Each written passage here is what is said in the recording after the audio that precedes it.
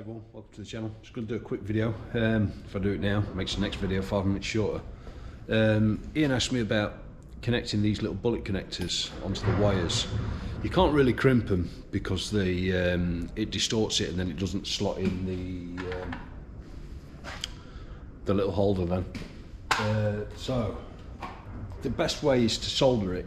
You can, if you're out and about and you've got a light not working or something and the wires come loose, what you can do, if you can strip it back just to get you home, put the wire through so it pokes through the end like that, and then fold it over, slot it in. That'll get your lights on just to get you home. But the best way to do it is to solder it. So make sure you have to make sure you wind the wire so it's nice and thin, so it will fit in. When soldering, a lot of people say, oh, you shouldn't wind the wires around and stuff like that, but you have to on these because it won't fit in the hole otherwise. Right, if that'll stay on the bench there.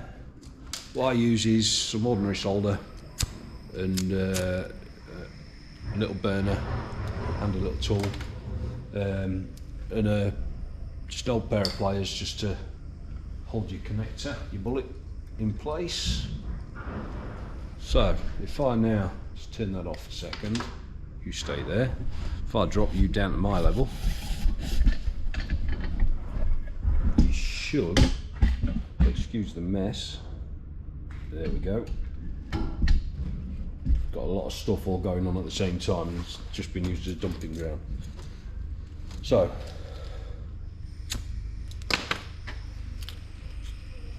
get your little bullet connector warmed up.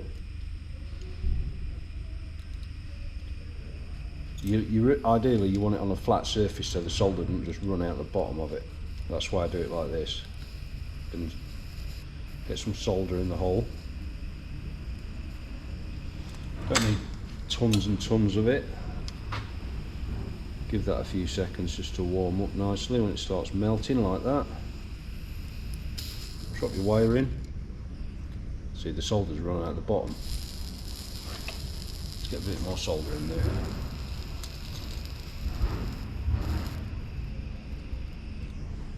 Probably got that a little bit too hot then. So get it so your solder's just melting. Try and do it without. If it gets stuck like that, if you just warm it up and just push it like that, let that cool down a second.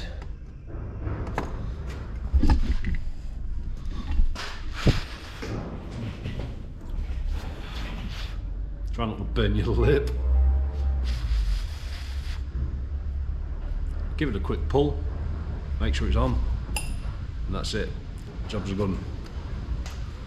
Now it slots, in theory, straight into your connector, like so. That's it, simple as that. Like I said, just a quick video, makes the next video a little bit shorter. I'm waiting on some parts to finish the wiring for that. I'm waiting on the harness for the dynamo, the headlight switch. And I did say about using, bear with me,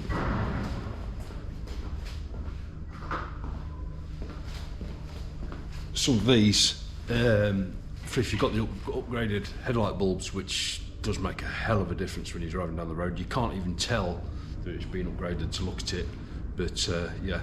But I've ordered some proper ones. I managed to find some ones with the proper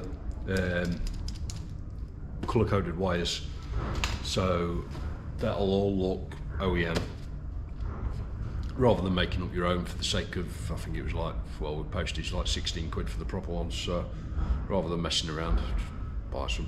Right, and that's it. That's now for the front drive side, no sorry, front near side lights. Right, thanks for watching guys, I'll see you soon, bye bye.